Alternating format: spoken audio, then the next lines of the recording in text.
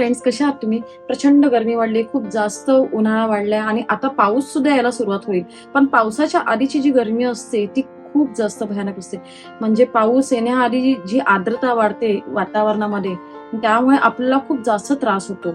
अशा वेळेला आपल्याला असं वाटतं की एखादं छानसं फेशियल करून आपण टॅन फ्री व्हावं. पण बऱ्याचदा असं होतं की आज फेशियल केलं आणि सगळ्यांना असं वाटतं की उद्या माझा टॅन फ्री चेहरा होईल, किंवा आज फेशियल केलं सगळे चेहऱ्याचे पिंपल्स निघून जातील. आज फेशियल केलं आणि चेहरा अगदी ब्राईट दिसेल. पण असं होत नाही. येस, असं कोणत्याही फेशियलमध्ये होत नाही की आज फेशियल केल्यानंतर लगेचच इन्स्टंट ग्लो किंवा इन्स्टंट रिझल्ट आपल्याला येतो. तुम्ही कितीही टोनर वापरलं, कितीही सनस्क्रीन लोशन वापरलं किंवा कितीही तुमच्या चेहऱ्याला मास्कने प्रोटेक्ट केलं, कव्हर केलं, तरी सुद्धा चेहरा खराब व्हायचा आहे, तो होणारच आहे. कारण गरमीच इतकी जास्त आहे की तुमच्या चेहऱ्याला प्रोटेक्ट करणं म्हणजे एक टास्क होऊन गेलेलं, एक डिफिकल्ट झालेलं आहे. तर त्याच्यावर सोल्युशन काय? मी तुमच्यासाठी घेऊन आली आहे एक असं फेशियल ज्यामध्ये तुमचं टॅन, पिंपल्स आणि ऑइल तिन्ही कंट्रोलमध्ये राहणार आहे. त्या फेशियलचं नाव आहे चारकोल फेशियल. चारकोल म्हणजेच कोळसा, निसर्गातील कार्बनचं शुद्ध रूप. हा जो चारकोल असतो हा प्रक्रिया केलेला ऍक्टिव्हेटेड चारकोल असतो आणि हा ऍब्झॉर्ब चारकोल असतो. म्हणजे तुमच्या चेहऱ्यातील पोल्युशन, डस्ट आणि टॉक्सिन्स आणि ऑइल सुद्धा खेचून घ्यायचं काम करतो आणि चेहरा स्वच्छ करतो. म्हणूनच तो कोणी करायचं नाही हे मी पुढे सांगणारच आहे. आता चारकोल फेशियल कोणी करावं? तर चारकोल फेशियल ज्यांच्या चेहऱ्यावर खूप जास्त टॅन आहे, खूप जास्त चेहरा काळा झाला आहे, खूप जास्त प्रमाणात ऑइल एक्सेस होते किंवा खूप जास्त प्रमाणात पिंपल्स आले आहेत, अशा लोकांनी चारकोल फेशियल करायला हरकत नाही. कारण चारकोलचं मुळातच काम आहे की चेहऱ्यावरचं घाण, म्हणजे चेहऱ्याचं जे मळ आहे किंवा ऑइल आहे, एक्सेस होणारं जे टॅन आहे, ऑइल आहे, ते सगळं खेचून घेणं. सो चारकोल फेशियल अशा लोकांनी करायला काही हरकत नाही. उलट त्यांना 100% जास्त चांगला रिझल्ट मिळणार आहे. चारकोल फेशियल कुणी करू नये तर चारकोल फेशियल ज्यांची स्किन प्रमाणापेक्षा जास्त ड्राय आहे किंवा खूप जास्त सेन्सिटिव्ह आहे, अशा लोकांनी बिलकुल चारकोल करू नका. कारण होतं असं की चारकोल आपल्या चेहऱ्यावरचं पोर्स ओपन करून त्याच्यातला आतला डस्ट खेचून घेतो, ऑइल खेचून घेतो, त्याच्यावर टॉक्सिन सुद्धा निघून जातात. पण होतं असं, जर तुमचा चेहरा, तुमची स्किन खूप जास्त जर ड्राय असेल, तर ड्राय असल्यामुळे तुमच्या चेहऱ्यातलं जे मॉइश्चर असेल किंवा जे ऑइल असेल ते सुद्धा खेचलं जाईल आणि चेहरा अजून जास्त ड्राय होण्याची शक्यता असते.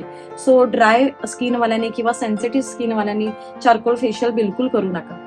खूप जास्त सेन्सिटिव्ह स्किन असेल, म्हणजे ज्यांच्या चेहऱ्यावरती पिंपल्स सुद्धा आले आहेत आणि चेहरा टॅन सुद्धा जास्त झालाय, ऑइल सुद्धा आहे, पण जर जास्त सेन्सिटिव्ह स्किन असेल, ज्यांना कोणतंही फेशियल सूट होत नाही किंवा कोणतंही हर्बल प्रोडक्टही काही जणांना सूट होत नाही, अगदी दुधाची मलाई जरी लावली तरी सुद्धा त्यांना रिॲक्शन होतं, तर अशा लोकांनी मात्र कोणतेही फेशियल करायच्या आधी स्किन स्पेशालिस्टचा सल्ला घ्या.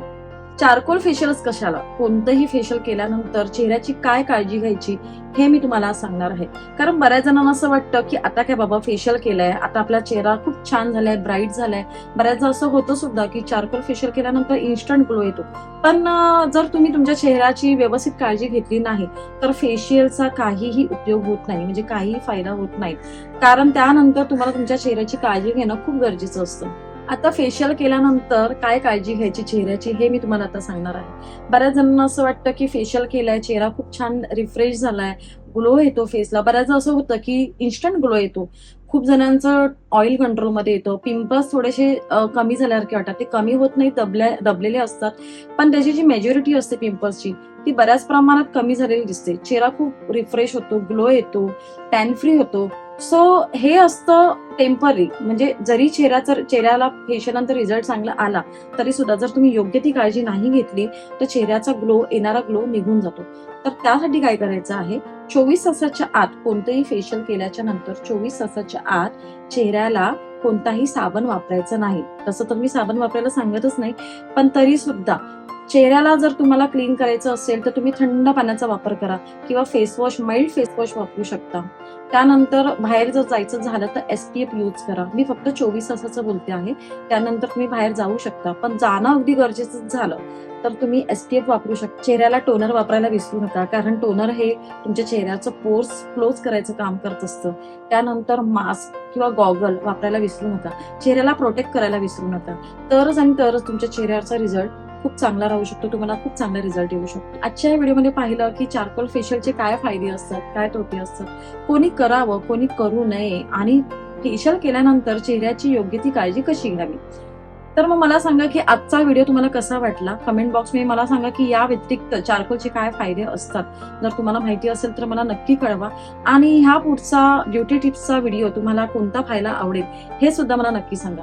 आणि जर माझ्या ह्या वैशाली ब्युटी पार्लर ऑनलाईन ह्या चॅनेलला जर तुम्ही आतापर्यंत लाईक शेअर सबस्क्राईब केलं नसेल तर ते आवर्जून करा. आणि हो, बेल आयकॉन बटन दाबायला विसरू नका.